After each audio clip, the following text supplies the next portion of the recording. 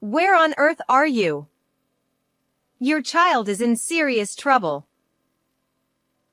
One scorching hot day, I screamed over the phone at my son on the other end of the line. His car, which I hadn't noticed until now, was parked in the driveway of my home. Inside the car, which had exceeded 104 degrees Fahrenheit, was my limp 2-year-old grandchild. In this emergency, what could my son and his wife possibly be doing? We're on a family trip right now. But my son answered casually and quickly hung up the phone. And after this, when the unbelievable truth became clear, I made a certain decision. Ever since my husband passed away, I, Jesse Johnson, had been living alone. At 60, I had retired from my job and was enjoying a peaceful life, and the source of my joy was the existence of my son's family, who lived nearby. My 34-year-old son, Ian, had married Becky, who was a year younger than him, and they lived as a family of 4 with their 5-year-old daughter, Lily, and 2-year-old son, Christopher. We had a wonderful relationship, whether they invited me out, or I invited them over for meals.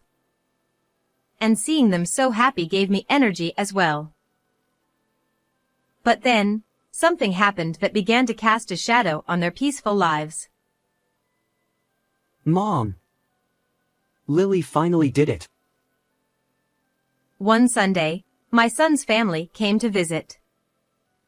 The moment they stepped inside, Ian, with a cake box in one hand, excitedly lit up with joy. Lily, my granddaughter, had long dreamed of joining the entertainment world and aspired to become an actress. Ian and Becky, supporting her dreams, had registered her with a child talent agency. And now, Lily's hard work had finally paid off. She got chosen for the lead role in a drama. The director is famous, and the actors are all very popular too. She's even been praised as a genius on set. Just like I thought. She's amazing. Just like my kid. Listening to my son and daughter-in-law's excitement, I felt my heart swell with pride. I knew that my granddaughter had sacrificed playing with her friends to attend daily lessons for her dream. Her hard work had finally paid off, and there was nothing more gratifying. Lily, that's wonderful. Your dream came true. However, the moment I looked at her face, I was taken aback. Despite her dream finally coming true, my granddaughter didn't seem overjoyed. Moreover, when I looked closer, I noticed Christopher, her little brother, sitting with a downcast expression. Is something wrong with the two of you? You both seem a bit down. It's just that she's a little nervous about the big role. She'll be back to her usual self after having some cake. But Ian and Becky didn't seem to care about the children's mood and quickly set about serving the cake they'd brought. Yet something was off. Lily, you'll have this shortcake, right? Mom, which one do you want? I don't mind, but why are there only 4 cakes? As I prepared the plates, I tilted my head in confusion. There were 5 of us, counting Christopher, who could now eat cake, yet there was 1 cake missing from the box. Becky suddenly shot an angry glare at Christopher. This boy had an accident in the toilet this morning. So, he's being punished. At her harsh tone, Christopher visibly flinched. It seemed that Becky was a bit too strict in her parenting. And though Christopher was a rambunctious child by nature, which I found endearing, it appeared she was trying to correct his behavior. But seeing him sit in the back, watching us eat the cake, I couldn't help but feel sorry for him. Let's keep this a secret from Mommy and Daddy, okay? Eventually, when my son and daughter-in-law were away from the table, I secretly gave Christopher some of my cake. Seeing his face light up with a smile, and noticing that Lily relaxed a bit as well, I finally felt some relief. I'm sure it's just their way of parenting, and it's not my place to interfere. But something this small should be fine, right?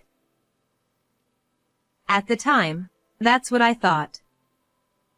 However, an event occurred later that changed everything. Lily's success in the drama turned her into a rising star.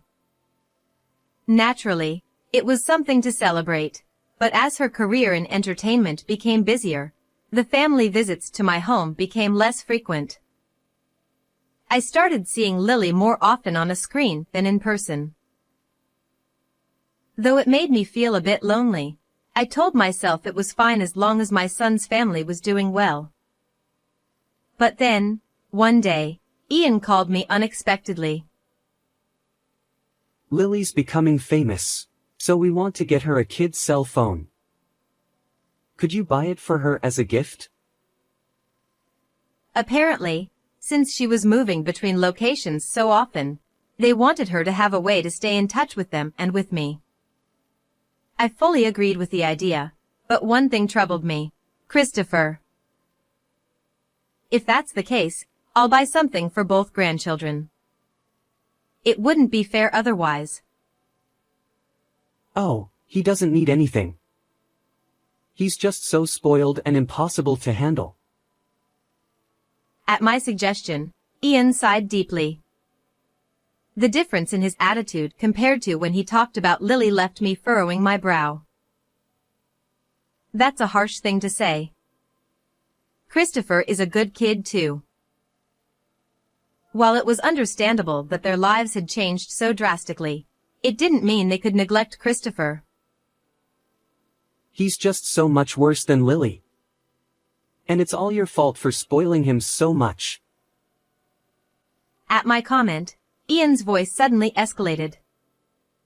He continued venting about how Christopher didn't listen and how he was worried that he wouldn't turn out to be a decent person. Initially, I was shocked by my son's outburst, but seeing him so on edge filled me with concern. I had never heard him this worked up before. Maybe Ian just isn't used to the new situation yet. I decided it would be best not to press further and agreed to get Lily the phone, but only under the condition that we didn't tell Christopher. I planned to buy something for Christopher later, once Ian had calmed down. I also decided to keep a closer eye on them from then on. But soon after, an incident occurred that flipped my resolve upside down. A few weeks after buying the phone for Lily, on a particularly hot day, I stepped outside, planning to go to the supermarket. That's when I noticed another car parked in my driveway next to mine. It was my son and daughter-in-law's car. Huh? They didn't say they were coming to visit.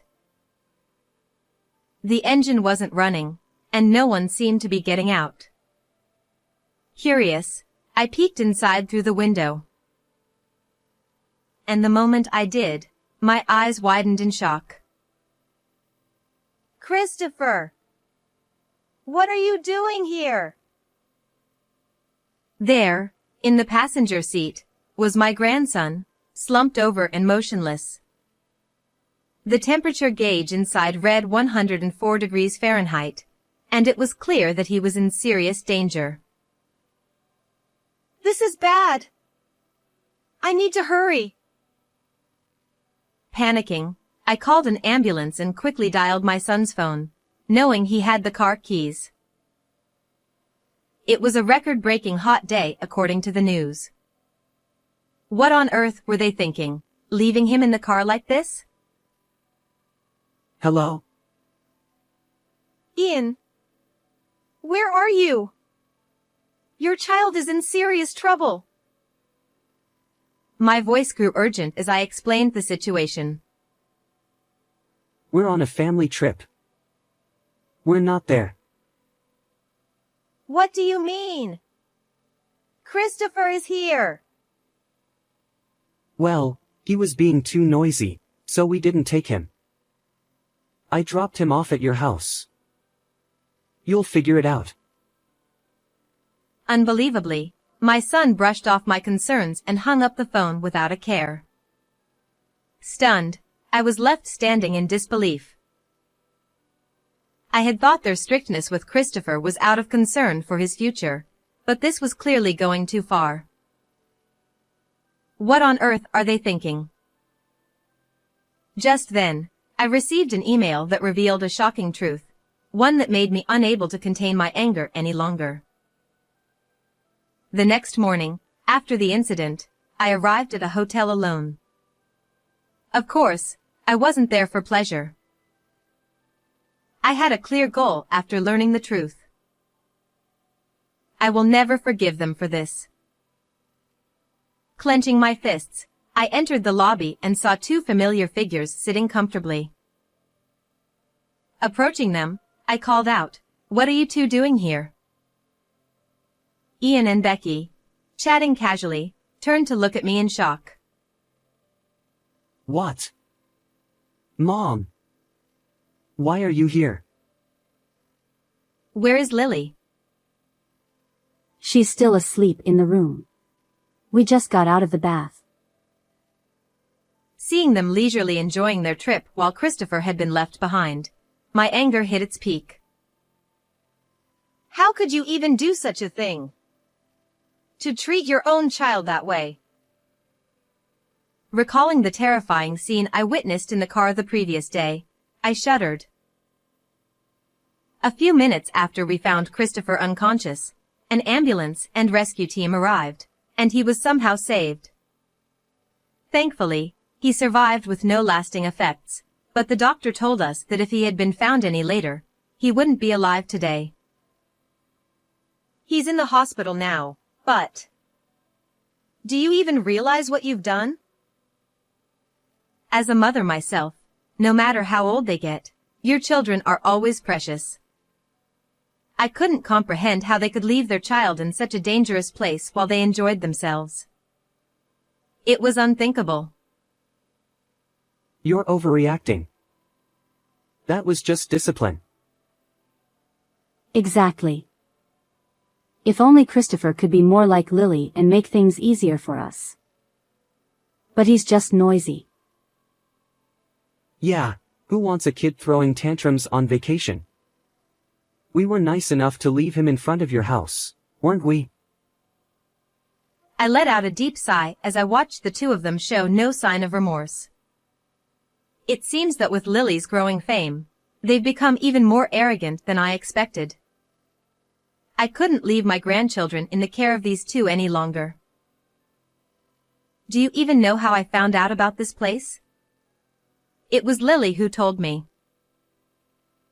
They hadn't expected Lily to be involved, and my words left them wide-eyed in shock. It all started when I received a message from the kid's phone I'd given Lily, right when Christopher was being rescued. The message said, "Christopher's still in the car. Grandma, please help him." Even though their parents were treating her brother this way, Lily was the only one looking out for him. What? When did she? That's not all she told me. I know everything about what you've been doing.